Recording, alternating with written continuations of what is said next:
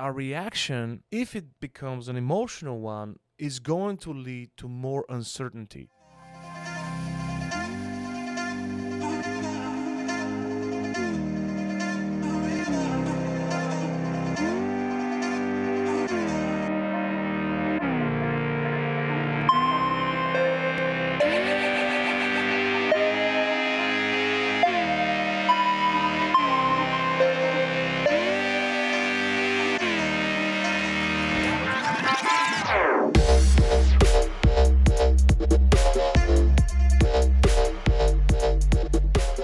Good morning, champ! Welcome to Chief here, the professional problem solver, coming to you live for another episode of Wake and Make. Today, we're going to talk about leadership. We're going to talk about how not to act emotional first when you hear bad news. Great leaders have something in common. They're always logical when they hear bad news. They always think of their next move so they can protect themselves and their team or their family because they're responsible for them. That's why great leaders don't have the comfort, they don't have the ability to be emotional when they hear bad news.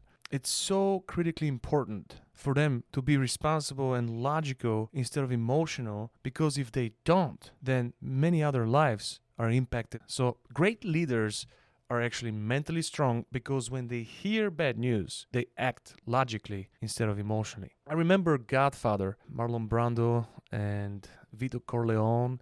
He always asked his team to give him the bad news first. Why did he do that? Because he wanted to prepare. If he was avoiding bad news, he would have said, give me the bad news last. Give me the good news first, right? But this is not about good news and bad news. This is about keeping something together. This is about protecting your empire, protecting your team, protecting yourself. People who are only responsible for themselves always have emotional reaction to bad news. People hear the bad news and they're out. They're out for 2 days. Do you know people like that? That's weakness. It's not mental strength. And I'm not attacking you for being emotional when you hear bad news, but sometimes the news are not so bad. Look, the first reaction we have when we receive bad news, it's critical. We know for a fact that we're going to feel different later on. So why don't we look into the situation for what it really is? Not pleasant right now, but we will get rid of that emotion down the road. Our reaction, if it becomes an emotional one, is going to lead to more uncertainty.